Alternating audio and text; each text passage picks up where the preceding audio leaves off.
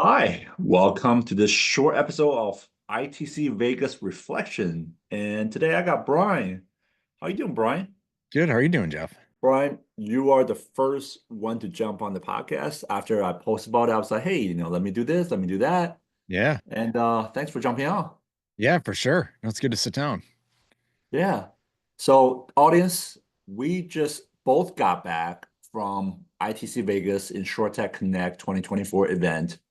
I was there from Monday to Thursday, 4 days in Vegas, running the same insurance event. What about you, Yeah. Bryan? Yeah, same thing. I don't know what time you left on Thursday, but I recorded something at like 5 a.m. and then went to the airport, basically.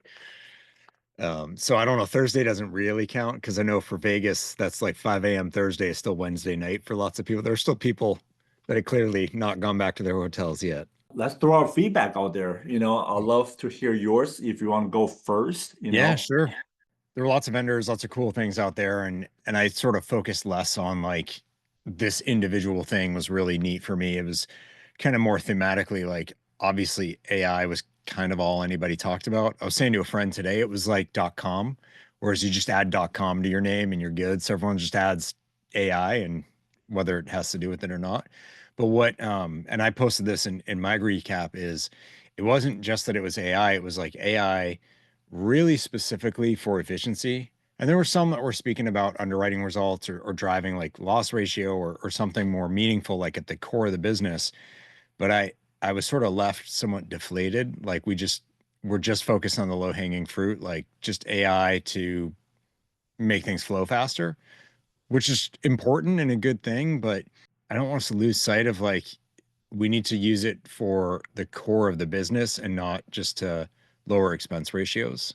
And that was kind of the challenge I guess I left people with was like, what if you thought about how to use AI to drive better selection of risk, better pricing of risk, making the risks that you take on better risks by interacting with them more effectively and helping to identify the threats to them to reduce that risk. Yeah, that's better all around. But it was sort of like it kept evolving to like, we'll cut out, pieces of your process, take the human like drudgery out of this aspect of it. And like, that's all fine. But that's also like, that's just the next iteration of RPA. I think we need to do better than that. I was doing interviews Yeah. on the spot with vendors, with attendees. Yeah. I 100% agree with you when it comes to the themes of the whole thing. Yeah. It was just overwhelming AI. Like you really felt like you were at the ground floor of a complete revolution of Yeah. this is where we were when insurance became AI. It was at ITC Vegas. If you were software of any sort and you work with insurance, there wasn't an option not to have an AI team. Yeah. And those who don't have an AI product release already, they are building team to focus on how do we build, right? And also like there's a traditional conversation of build versus buy. Mm. A lot of people counted what they were acquiring or using as their process, right? Versus build. A company they had a small booth, but they're a $26 billion company. I just looked them up. Wow. Let me just look it up one more time because I'm about to drop it on the mic. And yeah, 26.57 market cap as of this minute. CGI on the New York Stock Exchange. Yeah. Yeah. Yeah. I had their communication rep on Yeah. interview, and he was like, "We're spending $1 billion in the next 3 years to grow our AI ability and product offering." Yeah. And I asked him, I was like, "What percentage of your revenue as a company come from insurance?" And they were like 30%. Yeah. So, you take that, divide by three, that means 8 billion plus of the revenue, if that's the case, of their market cap, right, is insurance. Yeah. And And they're spending an I eighth mean, of that on AI. well, that also means like everybody who's going to be their customer currently Yeah. are going to be greatly impacted positively or negatively in a way, but most likely positive, right? Because they're going to have new tools to play with. Hmm. That just like it was like a surreal moment because Yeah. I think tier one, the lower tier that AI is right now replacing are managers, frontline people, right? I'm Yeah. seeing a lot of layouts this year layoffs this year from like Liberty Mutual, Farmers. It's not because of AI. So they're not Um, replacing those people with AI. It's not like if that's what people are saying, that's a story. So that's not actually. you don't think the frontline people are being replaced as AI No, it's agents? because been retrenching. So they pulled out of markets, shut off new businesses in some spots, and Mhm. so they're finding themselves overstaffed in some areas, and they're trying to push harder. It might be a little bit of efficiency, but it's not like a bot is doing the work. Those were heavy cost cutting moves. And they were pretty rapid when they were like farmers cut 11% of staff last year, and that hit kind of Yeah, all at once. That's not because they turned on new AI. That's because they were, dealing with a lot of loss issues and pulled out of a number of markets and shut off new business. It's all, I'm not putting them on blast. Like it's all in the papers. It's pretty open about it. yeah. But I mean, we could see stuff like that with AI. I forget who it was, someone, not in insurance did this with their call center. It wasn't Stripe, it was like Klarna or someone like that, like one of the payment tech companies. It was just like, we're gonna make all of our customer support kind of chatbot driven. And that's the path forward. And that was, I don't know, 8 months or ago or something like that they announced it. I think it's different for distribution. Like I'm Yeah, speaking of more of the carrier side, but if you think about distribution, efficiency means like your throughput in your sales funnel and your hit rate. It's a different story. It's not just like, can we get the policy bound faster, which could have an upside because you're serving your agents and brokers and insureds better. But if you're a broker and you can put, $8 million of premium on the books this year, or you can put 12 million on the books, like because you're more efficient, that's a different story. So I think the efficiency game is a little bit different in distribution than it is in actual risk taking. And I think MGAs are sort of like a mix of the two. So my comment is a challenge probably more to the capacity providers. For hmm, distribution, it's not the same story. I think efficiency has a materially different impact on a distribution player than it might. I mean, you'd know better than me, but like getting more efficient in your pipeline has a very different impact on a distributor than it does on someone who's ultimately been taking that risk. Because you can be way more efficient at binding risk as a carrier, but if it's terrible risk, that's worse. That's not better. Like writing more bad business faster is not a good story. So yeah. it's not just about efficiency and throughput. You have to get to quality at some point if you're actually going to take the risk. Talk about taking the risk in underwriting. Yeah. The CTO from Plenter, he Yeah. said that they use their AIs for a major US top insurance carrier, replace 220 underwriters. Maybe.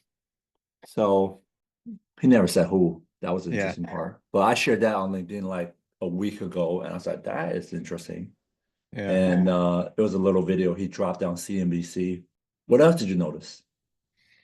Um, I was stuck makes it sound negative. It was a good thing, but I was stuck in that podcast booth where you came over and saw me. So I, um, this is not like a takeaway from Vegas, but it definitely left me thinking about how I am there. Um, I was not on the floor interacting with people the way that I have been in past years, and I feel a loss for that. Like yesterday, I was just recording straight through and then basically passed out in my hotel room pretty early because I was exhausted.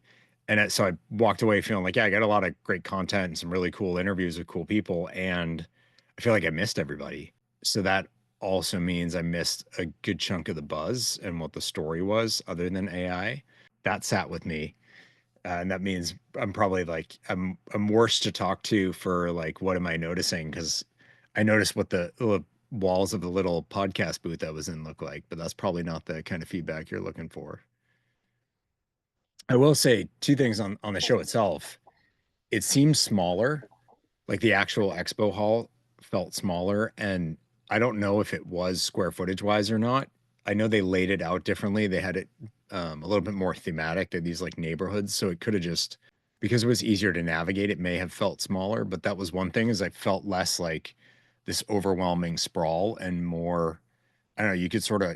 You could digest it better. Maybe I'm wrong, but that was my take on it. So that was one thing, and the other is they changed some of the structure of like what like Tokyo Marine is this big TM day. It's a really cool event. That happened during the main, like when the expo hall was open. Now all that kind of stuff happened on the Tuesday before the expo opened. Um, which meant if you weren't going to those things, Tuesday felt like a waste because you couldn't get into the expo.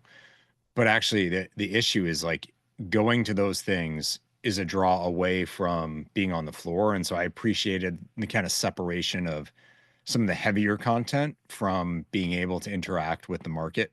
Because the problem is like for the panels and the sessions that go on when the expo is open, you definitely you notice how few people go to those sessions because they're networking, they're in meetings, they're walking the floor, and I think they changed some things structurally about ITC that I think was a positive. So I'd be curious to hear from their side if they thought it was successful and from other attendees. I don't know what you felt because you were working the floor Wednesday recording a ton too. So I don't know if you felt engaged or more cut off because you were so deep in the content side or what. I thought this year the event venue was a lot bigger. Yeah, So that I was actually have bigger. Okay. yeah, I actually have the opposite take of Yeah. yours. And it doesn't mean one was right or wrong. Like Well, it's our perception, what they but tell that's us. yeah, yeah, And I felt so bad, like the entire broker side, because they have two new ones, right? The broker side and the LATAM. Actually, they have three new ones: LATAM side, broker side, and yeah. life and health side. And I completely missed the broker side because See, I I was didn't trying see to. it. Yeah, so maybe Yeah, that's it's why I thought just it was smaller. is literally on the other side of the hall, Uh, and then all the presentation on the broker side was upstairs. All the meeting was upstairs. But I do want to come back to the comment that you made that you felt like you missed. The people who do podcasts are the people who are so tied to our industry. They're yeah, like influencers. They're so I have a show called Industry Voice where I'm literally everybody I'm interviewing are industry giants who have their own community because they have a podcast, because they have a book they yeah, publish, or they have a community like Insurtech New York, Insurtech Harvard. People who put heart and soul into building a following, building a community, and building a voice. And so those of us who's gifted enough and work hard enough to build our own podcast, they should never get put in the corner. mm, And I wanted to make it a intention to cover the podcast guys. yeah, And one day I was like, what is this? Why are they put so far out of the ecosystem? yeah, I would put so I'm not part of ITC Vegas, right? But if I am part of ITC Vegas, how they treated the puppy park, yeah, like that kind of attention, right? How the beer garden, right? yeah. I would put you guys somewhere in the middle, selfie booth part of it, right? People like That's doing selfie. interesting. Let's Yeah. have a nice selfie booth. Let's have a charging station. Yes. Let's have Yeah. the massage tables. But I will put like how they have two booths for three booths for podcasts. I will have probably have like maybe 20 and invite and be intentional, invite Yeah. all the podcasters and then make them in the middle of the map. So this way that Mm, nobody miss them. I think the way they look at it is, really hard to find. I think the way they look at it is, these guys are not the one generating money for us. So if we are selling the booth space, the vendor Yeah. space, the center, the front, the entrance, and the center is probably worth the most real estate value for Yeah. selling vendor space. But my point is, you were 5,000 attendees, and now you're 10,000 attendees. This is how you get to 20. Yeah. This is how you You, get to 20 attendees, yeah. by 20,000 attendees by having 20 influencer and podcaster tell your story to the Yeah. whole world. Yeah. Content marketing, and you're not even the one having to do the content. Yeah. Well, and I mean, that's why they were happy to have me there. But this is the first time they had a podcast studio area. Like Yeah. last year, I just posted up in some empty chairs in the back by the wall, like next to their content studio. Um, and it worked until like some random guy just wandered into the middle of the shot reading his phone, like without even realizing it stood in front of the camera, just like on his phone for a few minutes. So we didn't have as much of that issue, but yeah, you could do something more central. it was really hard to find. A lot of the booths were booked and people didn't come to use them once they either couldn't find them or went with something that felt better. I think that'll evolve. If they're interested in the feedback, I'll definitely give it to them. But when you said the selfie area, like a step and repeat or like one of those 360-degree like people love that stuff. And they Bring post, Google funny glasses, little yeah, ape, little hat, all top 20 hat. people People go like, nuts for that stuff. And yeah. they post like crazy and you need that. And I I think was it's seeing my really, friends I haven't seen in 5 years there. yeah, no, totally. And I think it's really easy when you're the king of the world, you're the event that everyone is like, well, you have to go to ITC. I mean, everyone just assumes that you're going to be in Vegas for ITC. It's really easy to just kind of rest on your laurels or get kind of overrun with hubris and be like, no, we're good. We don't need to do that. And so I give them credit for rethinking the layout this year and being willing to challenge that. But yeah, there's other things. It's like, sorry, everybody needs more buzz. I run an organization that hosts events. Our big event was almost a record this year, but it was massive, super successful. And the worst thing we could possibly do is be like, we're good. We don't have to do anything. We'll just show up and everyone will come. No, you take your leadership position and you build from that and then imagine where you're going to go. So, yeah, I mean, I think ITC is in a great space and people hate going to Vegas. MGM could not have more disdain for their customers. It's a terrible hospitality experience. Everyone's complaining. It's unbelievably expensive and it's exhausting. So, like, you get a lot of inertia working against you, so you Yeah. need to make sure that the event is like, I know people this year who were like, you know what, math doesn't work out. I can't deal with it. And I've made that call in the past too. So yeah, you do have to keep thinking about how do you push it forward and keep that buzz going. And you're right, like ultimately it's free. And those podcast booths, those are all sponsored. So just because you're putting it somewhere doesn't mean you don't make money on it. Like there's logos all over that stuff. So there's Yeah. there's money in every square inch. One of the things that I heard from people, the money part that doesn't make sense, it was never flights. The last 3 weeks, Mandalay Bay pushed their hotel room to $1,200, $1,300, $1,400 a night. Wow. And if they just told people, oh, by the way, you can Luxor is underground, it's connected, it's underground, and it's 120, $130 a night, they probably would have more booking too. So I stayed in the Luxor. I had a room in Mandalay Bay for like 155 and Luxor was 70 for one night and 100 for the other night. And I'm like, I'm cheap, so I'm going to move. So I moved to Luxor. First of all, 70 is not 70 and 100 is not 100 because those would have Monday night, Tuesday night, and Wednesday night.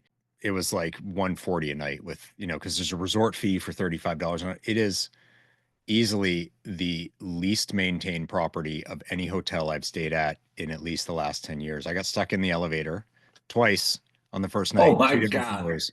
Yeah. Luxor was disgusting. And when I finally got out and they never answered the call box, called security, and they're like, well, you never called. I was like, we called. It's still ringing, actually. You guys still haven't picked up. Like, we can hear it ringing in the elevator that's now stuck again. And they never did anything with it. So I talked to the management today. It was like, listen, I'm not asking for a free stay. I'm not like, I don't want anything. I just, from a safety standpoint, either the call box is broken, the elevator's broken, or both. And you guys never took it out of service. You didn't do anything. And yeah, it turns out the security never alerted the management. But it's just like the hotel's dirty, it's falling apart, wallpaper's peeling, it's old, and they don't put a dime into it, and it shows. But like people getting stuck in an elevator and then you don't care, that's not great. So unfortunately for ITC, that matters. One of our events, like someone's Yeah. toilet backed up into their hotel room. They didn't blame us, but it certainly didn't feel good to them about their time at our event. That matters, No, you know? no. Um, I, so I did anyways. hear that consistently. Like the event was great, but the amenity provided at Mandalay Bay was the worst. They just I've stayed at Mandalay proper or MGM properties like 8 or 9 times. I literally have never had a good experience. Rooms are never ready, even if you pay for them for the early, like I get one at 6 o'clock when I paid for an 11 a.m. Um, I didn't expect to get stuck in an elevator, like that was new. Um, yeah, it's like but ultimately for ITC, like that all goes into the math for people is like, don't want to put up with that. Or you stay off property and getting an Uber to move around the strip is at 20, $30 for a 3 minute ride. Like it's ridiculous. So again, all of that factors into the idea of being there. So yeah, to your point, like looking for all those little moments to overcome it is important. But it's like the people's, and this is why I felt a loss is like I didn't get the chance to have all of those like, hug and talk moments that I got last year. So I think if I go back next year, I'll do some recording, but this like 9 to 5 straight through, that doesn't work. You caught me when someone couldn't make it, so like I happened to be available and it was great to have a few minutes down. But you got to be able to talk to people, otherwise it doesn't make sense to go. Especially your book and your podcast make you a figure. You are like a community figure, and people need to be able to like see you and say, "Hey, Bryan, blah blah Yeah. blah." I got some of that Definitely, Tuesday. Like Tuesday was great. I was on stage at 2 different events and people were super engaged. Like that was awesome. And I just I love doing that. Like if I'm on stage and I'm saying something that challenges you or makes you think again and like watching people like heads nodding in the audience, then coming up to me after, I love that. I could do that all day. Um, so yeah, I'm glad I got that Tuesday, but I missed that on Wednesday. And like, I loved the conversations I had on the podcast. Don't get me wrong. I am really excited to release the stuff that I recorded. It just would have also been great. I've got a lot of friends that I didn't see the whole time and I wish I did because that's like the one time a year we get to connect. But I did get to meet you in person finally, or neither of us remember if we've met before. So we'll just call that the first time. I don't think we have. Maybe we might brief, have met in passing, like, "Hey," like fleeting. because Yeah. so I remember Insurtech New York. I think you were there either the Hmm. year before. Two You years were there ago, I the was year there. before, and then you were speaking on stage. I sat around waiting for you to say hi, and then like you got caught up in something else, and then we just like did a Did I quick snub you? handshake. Maybe We is it like a did quick hello, but I should have given you more than that. we did a quick handshake, and then you All moved on right. because I think you were like, like when you catch someone in a stressful environment, they're like in that zone. Yeah. Yeah, I'm so sorry. it's all good. Well, thank you for giving me another shot. No, it's all good. I did want to bring up something. I remember I had a conversation with Bill. That end of Wednesday, Bill Harris. Yeah. And I give him flowers because one, I pay attention because I'm an entrepreneur myself, so I pay attention to the work that people put in. Yeah. Bill was there 7 o'clock every morning because we got there early. We want to get breakfast in, Yeah. have an hour to prep our day because we got coverages, we're shooting So content. smart. We have 5 people running around the event with Wow. cameras and contents and recording events. And Bill was there before us. I was like, Yeah. okay, I don't know what time you got here, but okay. And And he's smiling the whole time, even if he's not yeah, man, inside. just Yeah. put in the work. Like I have tremendous respect for people who are entrepreneurs, C-suites, but putting that work, right? They're like, they're never too big for their titles. Yeah.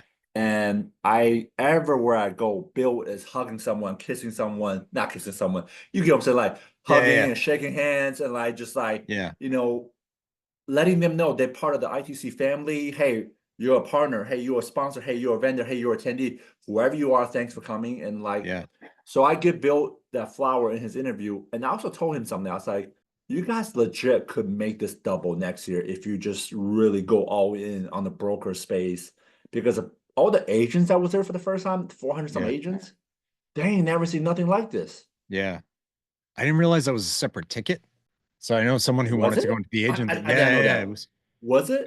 There's something different in the ticket, Huh. which I had no idea.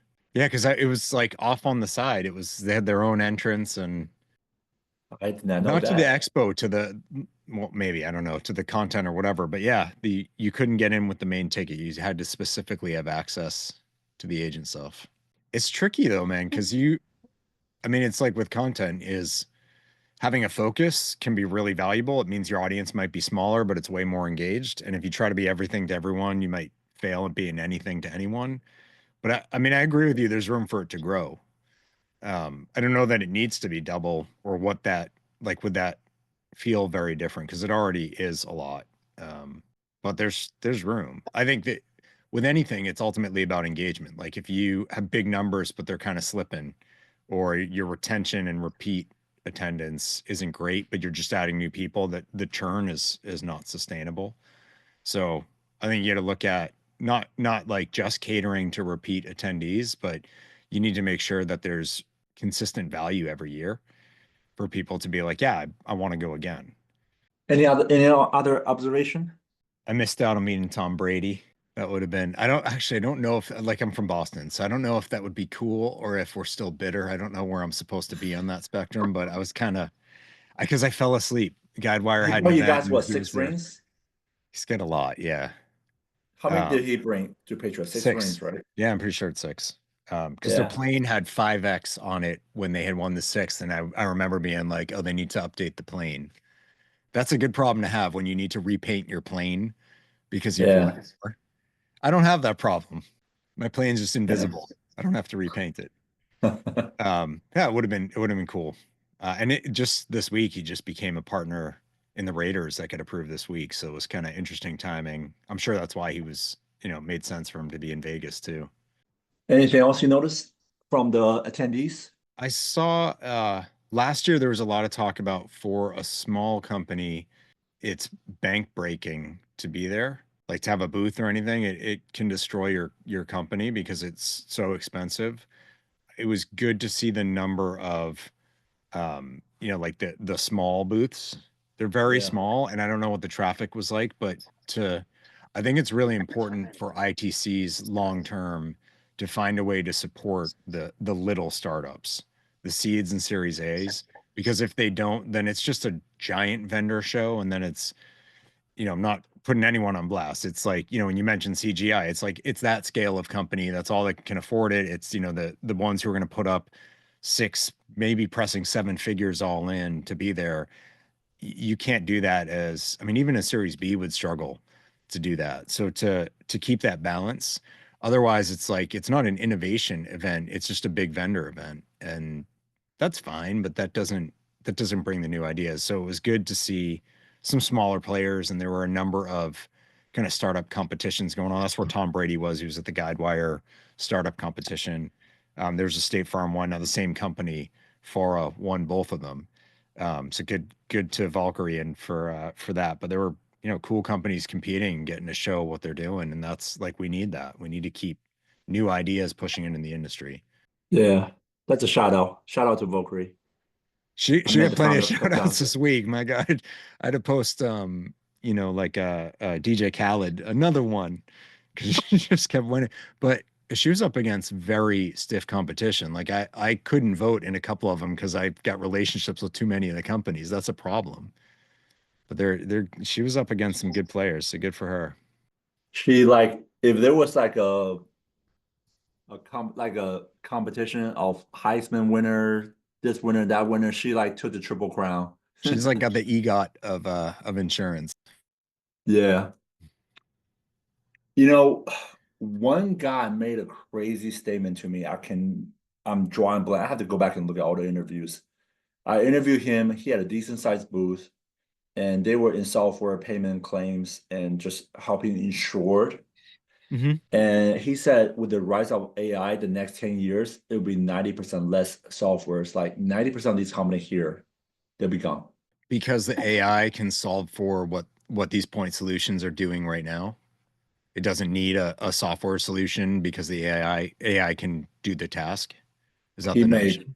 he made a couple points, and basically some of the points just like with AI, you're gonna be able to innovate so much easier. Like to do some of the things that you're doing now, it's gonna Yeah. become easier and gonna make some of these regular startup founders less important, less relevant. And yeah, I have to go back and listen to that interview. But is But that like I mean, there's a lot of comments about, it's when people are like, we're all going to lose our jobs to the AI. Um, I feel like this is what happens with a major technology shift. And to me, it's the same thing as like horse-drawn carriages and cars.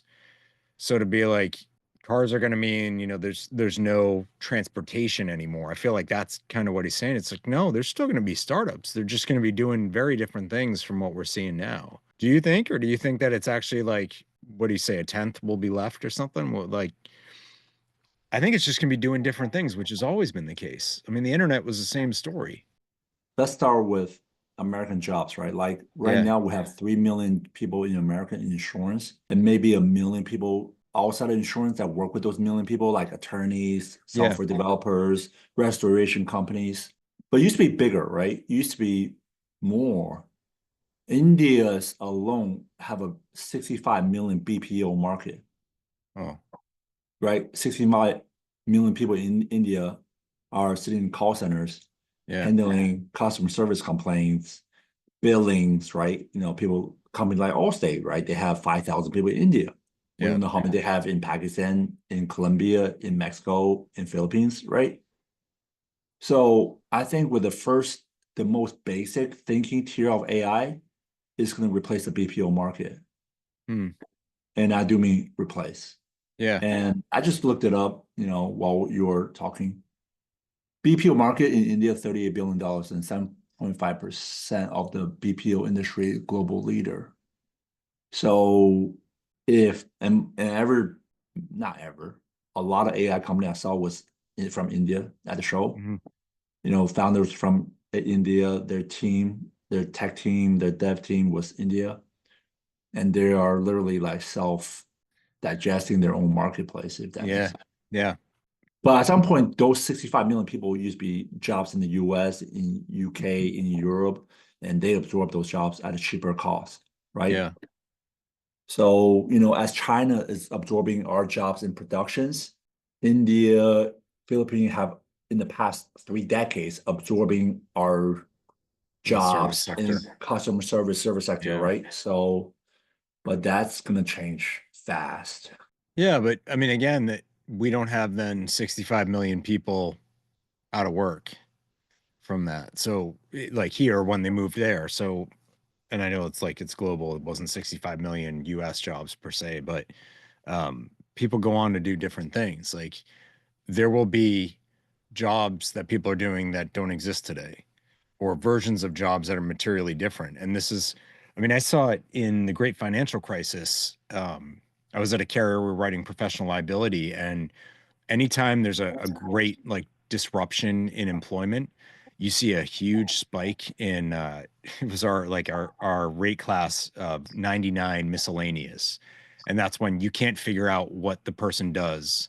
So you don't have a class to stick them in, so you stick them in other. Because suddenly they're doing things that didn't even exist as work before. I mean, we saw this in the pandemic. It's like restaurants turn into ghost kitchens.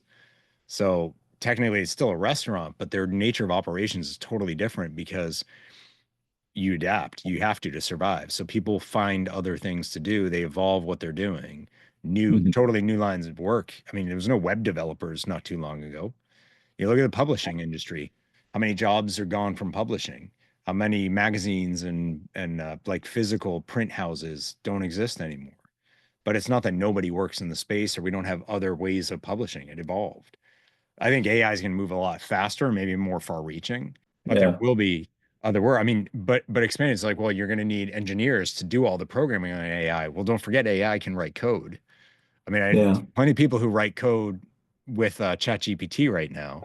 So Geico, Geico earlier last year, this is like 14, 15 months ago, they terminated 128 yep, developers, yep, right? So I'm pretty sure they are on their own AI creation over there. And, also like what's funny, like, a lot of Indian people here on H-1B visa, they're great developer.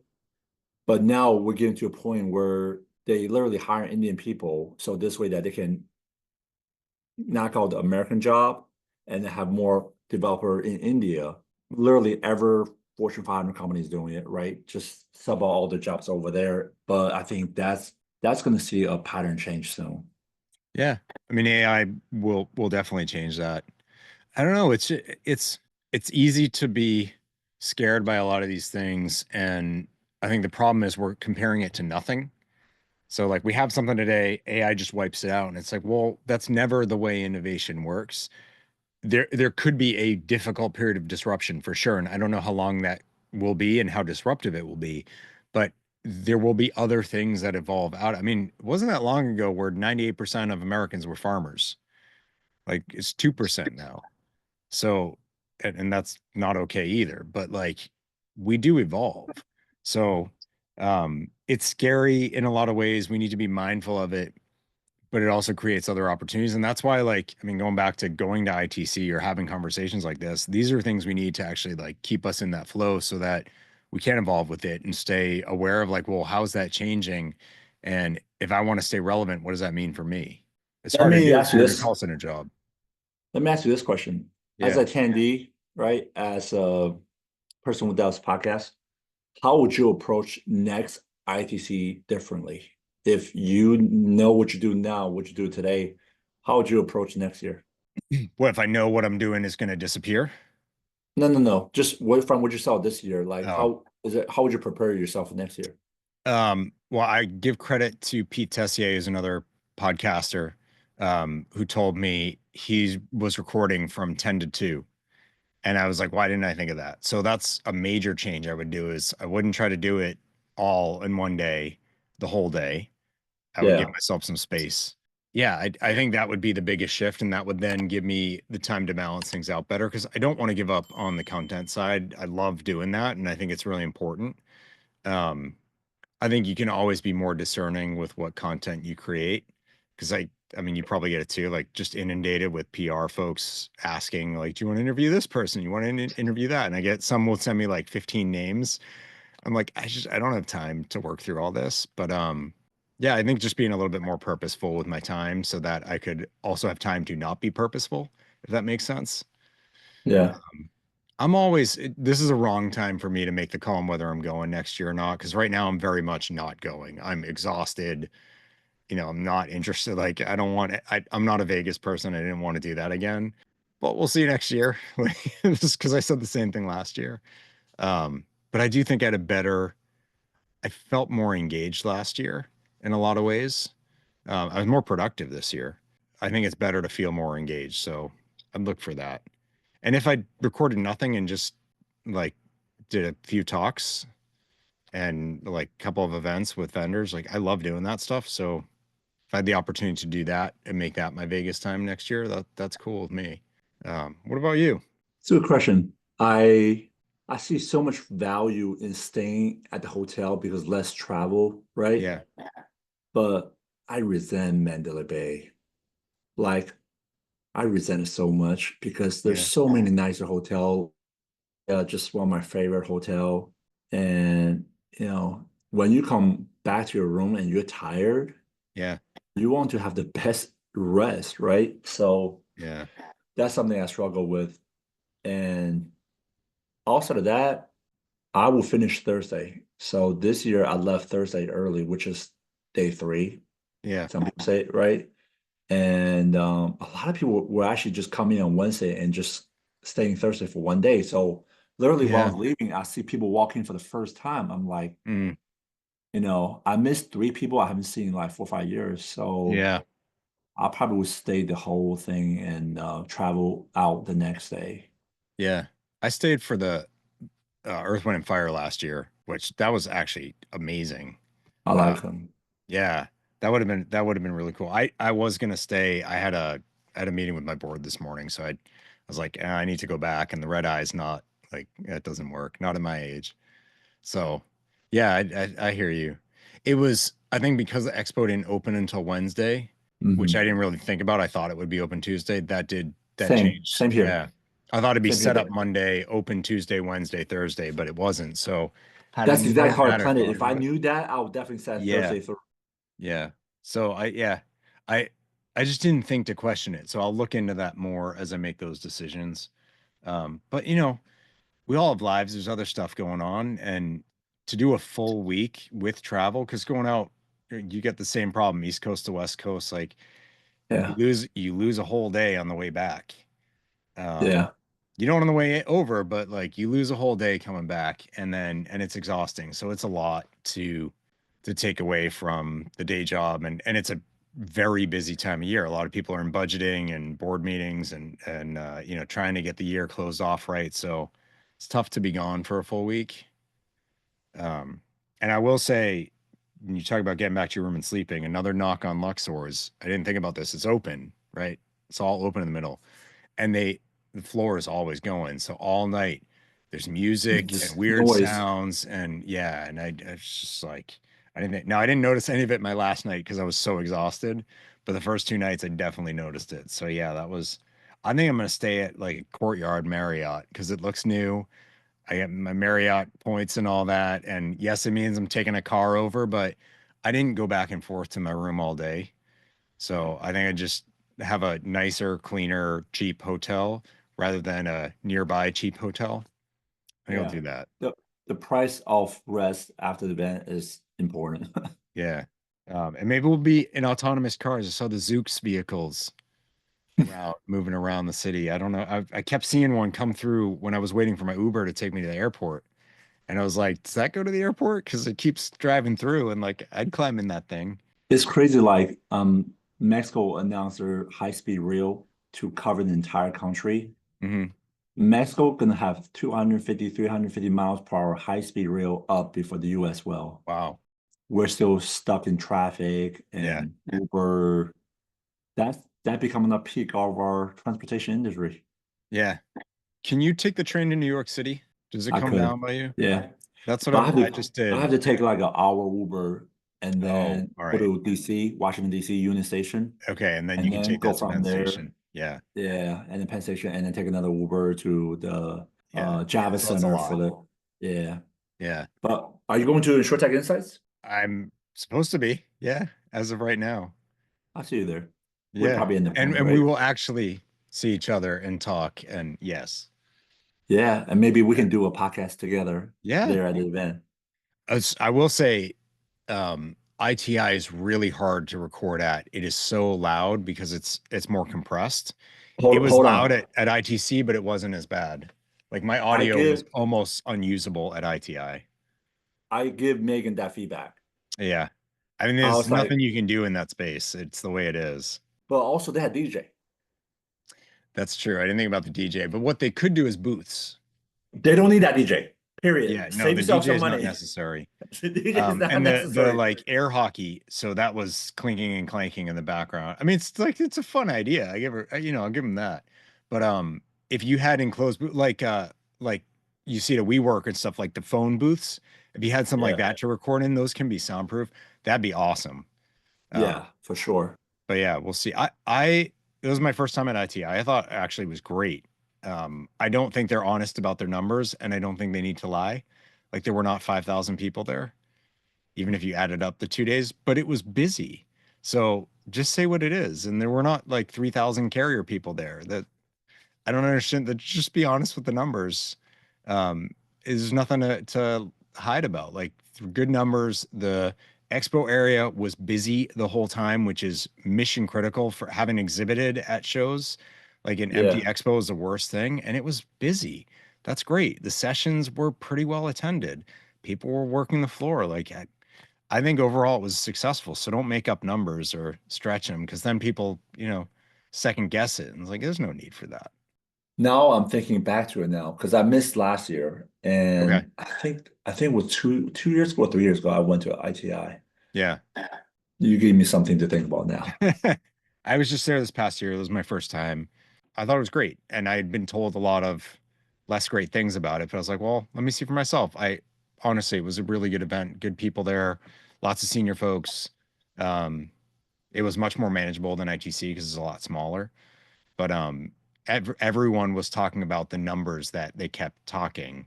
And it's like, that's Yeah. not what's happening here. This is like, you don't need to make up numbers or extrapolate and like just be honest with it. And then it's all good. Because otherwise, people start to wonder.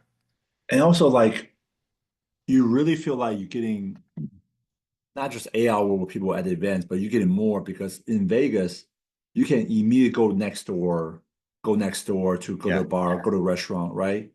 You can't do that in New York. The minute you walk out the convention hall, you're gone. you're gone. Everyone's separated, everyone's separate ways. And then Yeah, you're like, oh, where you at? I'm at Third Street. Like yeah, that is 3 miles and 58-minute cab ride with no yeah. traffic. If you're lucky, yeah.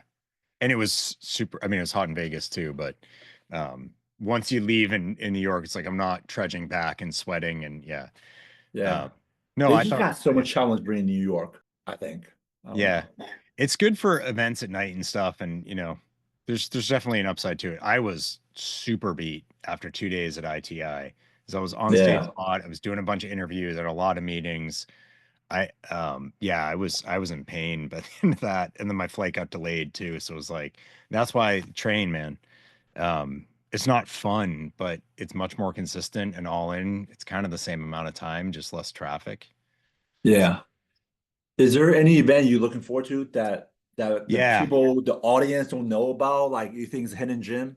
yeah. Well, so I'll pump PLRB's events because I run PLRB, so I care about that. But that's a specific event first. But like if you're a claims adjuster, need CE credits, there's really nothing like it. And our big event gets almost 4,000 people. It'll be in Indianapolis this coming year. But putting that aside, I That's love cool. connecting. It's awesome. It's a totally different kind of thing. It's not like AI, it's like restoration, ALE, contractors. It's the stuff you use if you're handling like property and auto claims. And then lots of educational content. But Can we get involved with that one next year and maybe some media pass? yeah, I know a guy. Yeah.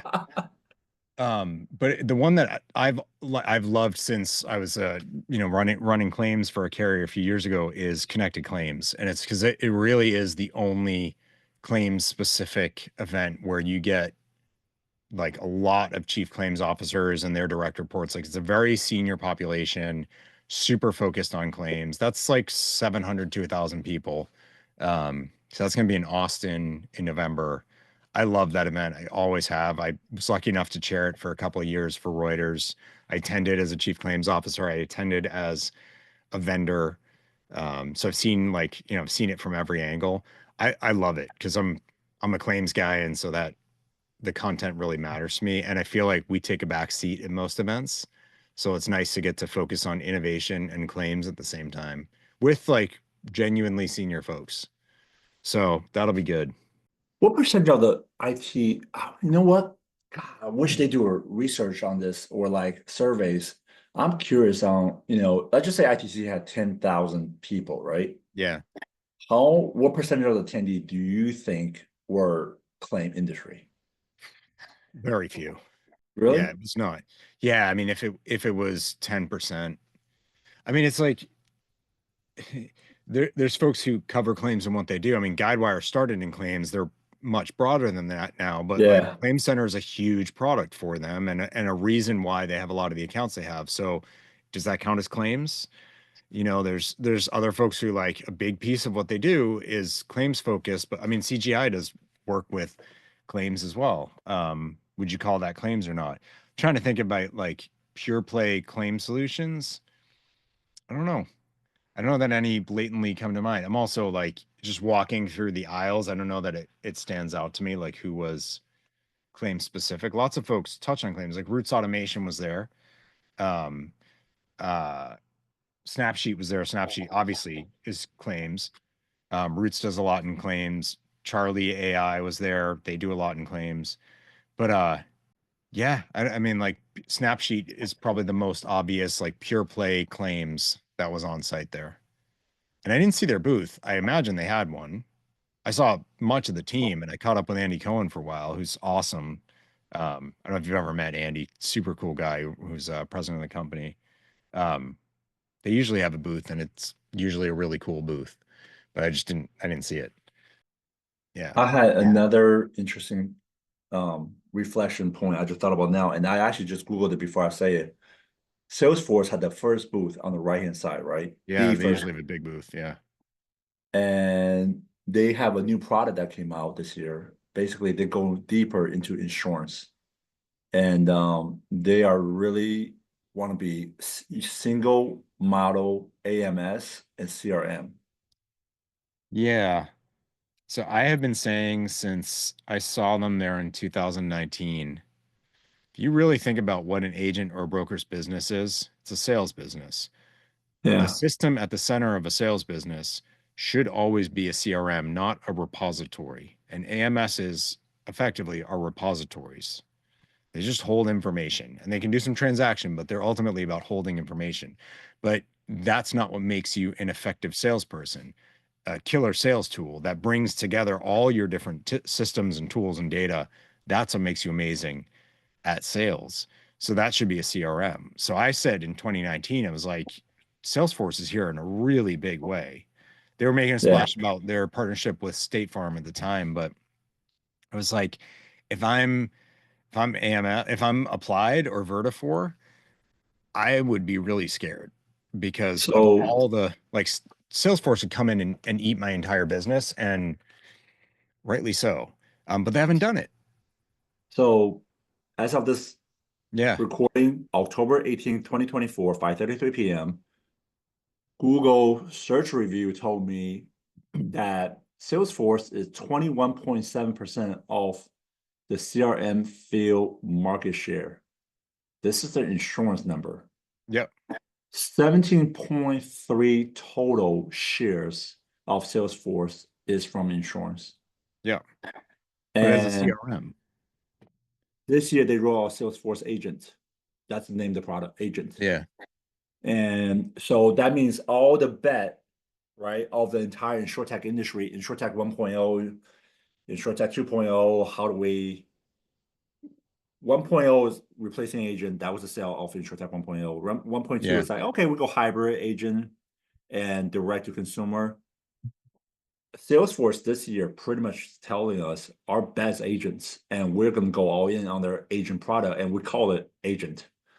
Yeah, but And it's still a CRM. And yeah, I think so like if you look at a lot of younger tech savvy agents who broke off from yeah, the agency that they were at, a bunch of them have tried to build their own AMS or they've yeah, layered stuff on top of HubSpot. That's what I'm yeah. saying is like take Salesforce agent, but turn it into an AMS. It needs more than just the CRM to actually replace an It's AMS. it's so it's both. It's CRM, it's AMS. For at least from my short conversation with Yeah. them, and I can go back and replay the interview that I had, and because I was able to get a on the spot conversation because they are a Yeah. public trade company, so I think they're probably marketing are a little bit more protected. Yeah. But what I just thought about is if you are Hawks Off or Better or Vertifor, QQ, AMS, or like Easy Links, one thing that you are now up against is Salesforce offer AMS, Salesforce offer CRM, and Yeah. Salesforce offer Salesforce AI agent embedded in Hmm. it, Hmm. right? So if you're somebody that have like back-end BPO service for telemarketing or Yeah. CSRO job, guess what? Salesforce now offering more product integrated into one. Yeah. And I mean, their whole because they're cloud first, Yeah, their whole kind of ethos is about connectivity and easy yeah, integration of tools. And that's yeah, where if you talk to agent tech startups, they won't say this publicly because they're too scared to, but yeah. privately they will all tell you that how difficult it is to work with all the kind of legacy AMSs. It's impossible, and most of them don't have the runway to put up with the cost of integrating into those Nope, tools or waiting for things to open up. And I know nope, like one of them it has some things in the works that would hopefully make that a little easier, but I think the traditional players completely do not understand what the paradigm is for technology, especially for cloud. And that's why like I've been waiting for Salesforce for 5 years now. That's great if they're doing it, but they could eat this entire space easily. And yeah. if I'm running applied or I'm running Vertifor, I should be scared of that. And I should dramatically change my whole mentality about ease of interoperability and APIs and all that. The time for like the protectionist, difficult to work with mentality has long since passed. You've been getting a free ride for a few years. You need to change now. And I don't Did you think see that the Vertifor booth? no. I didn't either. Yeah. I, I I I don't I don't know if they were there or not, but I talked to Vertifor is some what folks second biggest offline that, player. yeah, I can't say who it was, but within the companies we're talking about, and they're like, yeah, we're going to be trying some things, and I mean that's really nice, but say I don't work for any of these people, and they're not clients of mine or anything, so I can be really blunt, but like you're completely missing it. This is hubris, 100%, and Yeah, it's the one thing I warn anyone who's looking at a job. I'm like, you need to figure out the level of hubris of the CEO or the company culture and stay away if it's high. Like hubris kills companies, complacency kills companies. That is 100% what's going on there. Success and money in the bank are really dangerous. Yeah. Like if you have tons of cash in the bank, Oh like a my lot of God, that was a it's, hot take. but isn't it? Because No, that like, was think such a about great it. quote. Do you know how many carriers I've talked to that are like, we have so much in reserves, we have so much in surplus, we don't need to worry about that now? Because those executives, by the time they do have to worry about it, they'll be retired. And Yeah. if you look This next one's often, problem. yeah, and their comp is often tied to the size of the surplus. So if we're going to make some big strategic move that might cost us some surplus to get there, that's going to hurt me. But if we just keep burning it down by basically ignoring our need to evolve the company, I'm never going to get penalized for that. And that like this is where the danger lies is like success actually just leads to complacency. You shouldn't be happy Yeah. with it. Everything you just said is summed up perfectly by current state of Nike, current state of Starbucks, Totally. and current state Yeah. of GM. You Yeah. look at GM, that's a definition of where they are because of they made too much money. Well, so I have a GM. I have a Chevy Equinox EV. It's my second EV from them, and I had 2 volts before that. So I don't totally You agree. are committed and No, loyal. but I'm not. I'm cheap, and I got an insane deal. That's the only reason. I was all set to get something else. But I think actually GM like up until the bankruptcy, 100%. I totally agree with you. I think I think Bob Lutz pushed them in a lot of good ways. There are pockets of a very different mentality in them. They still suffer from it for sure. I actually have a ton of respect for Mary Barra, but they're not what they were, but they're also not Tesla. To be fair, they're also not run by a psychopath. So it's kind of a toss up. Um, but yeah, like you look at Ford and Jim Farley's awesome, and he's calling out like pretty bluntly.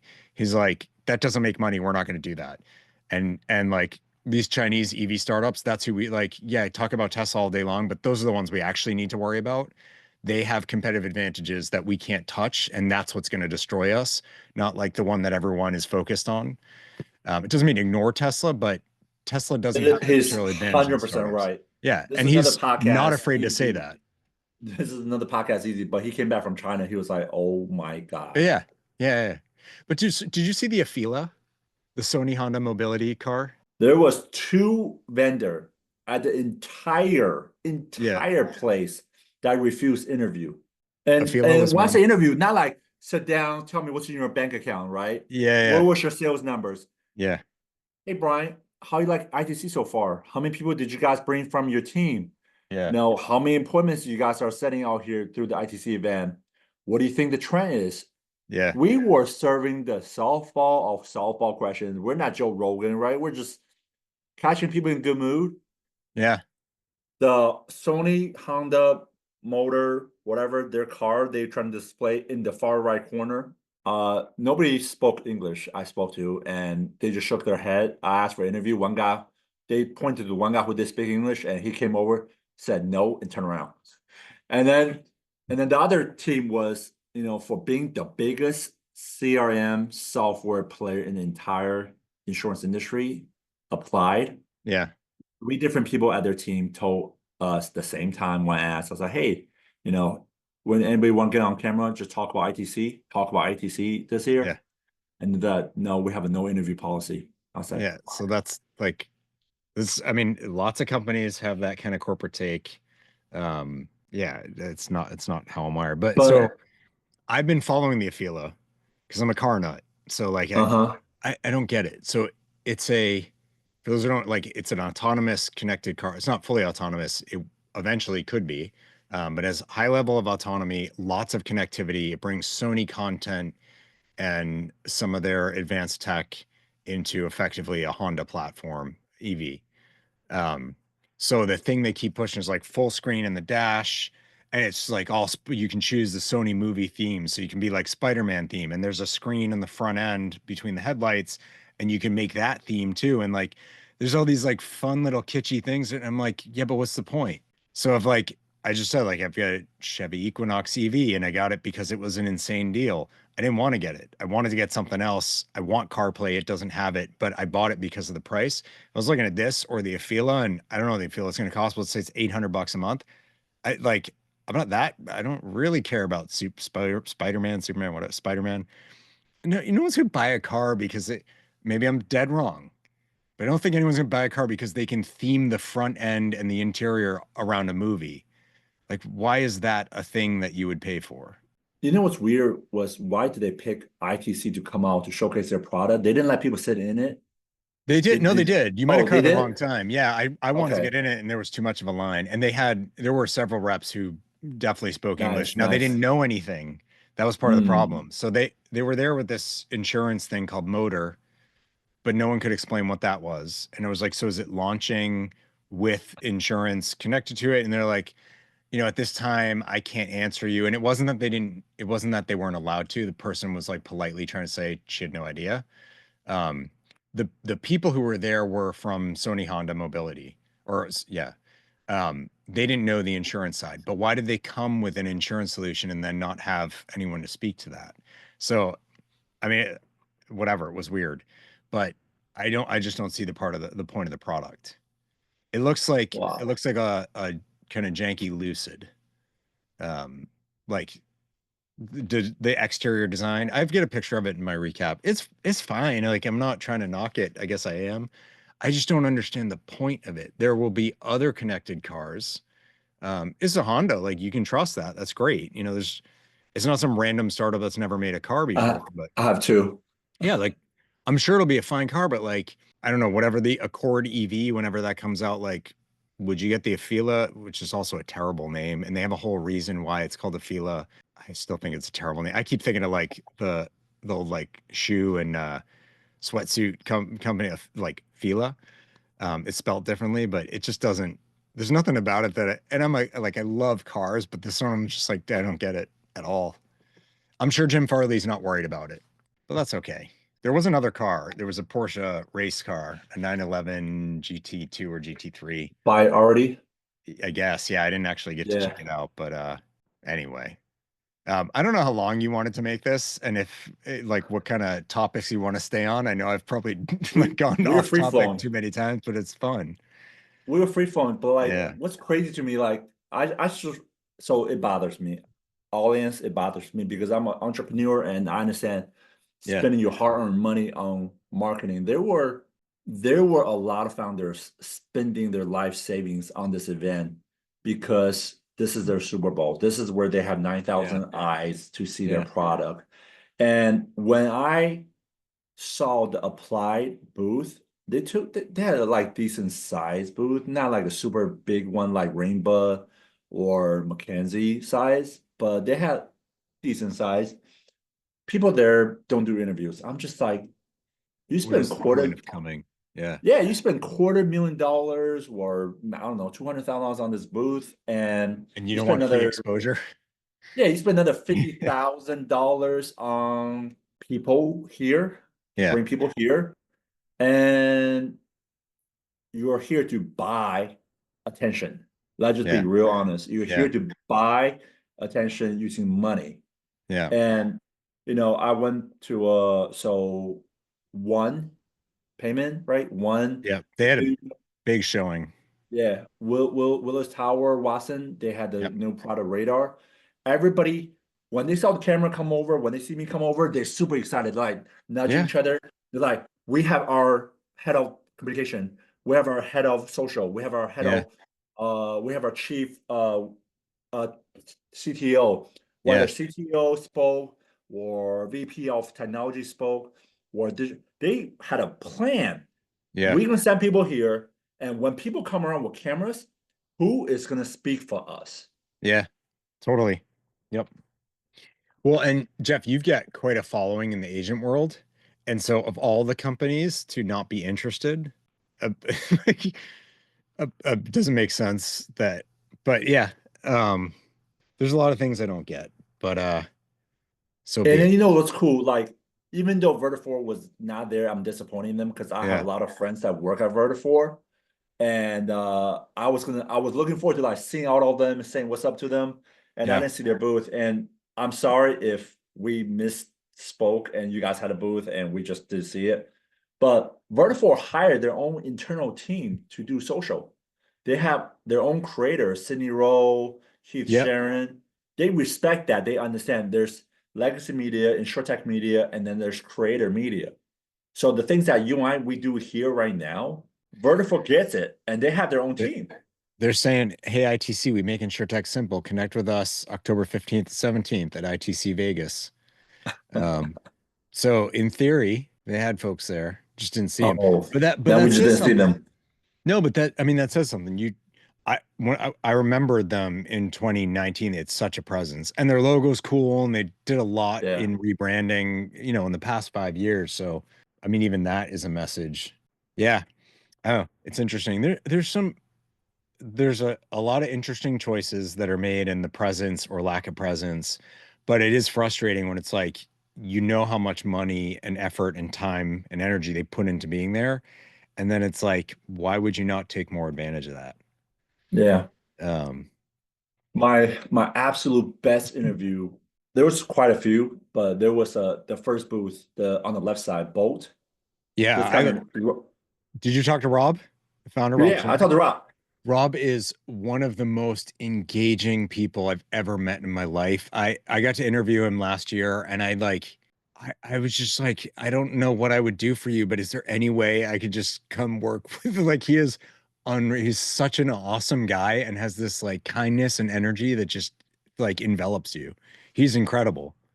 Their whole team is So great. Like Din, their CMO, super cool guy. They're awesome. I just pulled up Rob title in which I Yeah. met him for the first time in person. President and Chief Growth Officer at Bolt Tech. Rob Wait, and you I, we sat down. We had like I was like, Rob, this is my second interview. My first interview was Salesforce. You my second interview. Like nobody gonna top this one, Rob. wait, you And Rob so maybe it wasn't Rob flowed. Shimek. Because Rob's the CEO. Rob, okay. So I met with Rob Bauer. Oh, okay. Yeah. So, I don't know anyways, him. so it flowed like crazy, and he was just going. I was like, dude, I could sit here and talk to you for another hour, Yeah, and I wish every company knew you don't just go there to send people there because you have to go there because everyone else is doing it. You go there with intention. You go with totally. their intention on how we're gonna attack this event, how we're gonna build our booth to get all the attentions. And then when camera come around, when people come around, who's our tier one salespeople that represent the company best? Tier two, tier three. If tier one's not available, who's tier two? Tier two not Yeah. available, who's tier three? Like they gotta have like battle plans when they go in there. And like there's so many people had no plans. And Yeah. then you can tell who had plans. So Bolt had the entrance. So when you come through that like chute coming in the entrance to the expo hall, Bolt's right there. They hosted an event, like a reception at the end of Wednesday there. Their team's awesome. They've done some really cool stuff. They're in my last book. So the book Teresa Blissing wrote, she's got a case study of them. But I got to interview the other Rob Shimek, the founder. Oh my God, he's just incredible. The coolest guy. If you ever get the chance to sit down with him, it's awesome. You could probably, if you watch the interview I did with him, you could probably see where I'm like end up man crushing by the end. I can't help it. He's What awesome. episode is it? Before we close the session, what episode was it? Let's drop it. So it's future dash of and dash the future dash of dash insurance.com/podcast/Rob Shimek. It's SCHIMEK. The Okay, that's numbers all the after the story you zero. get to tell, Brian, because we need to save some more story for our own session. Yeah, I'm I'm announcing sticking right to the here, show. right now. I'm gonna have Bryan Falchuk on my podcast, and we are going to interview Brian about his creator journey. Jeff, I've now talked to you more than I think I've talked to my wife in the past week. Technically, you're now my best friend. Let's What? go. Yeah, man.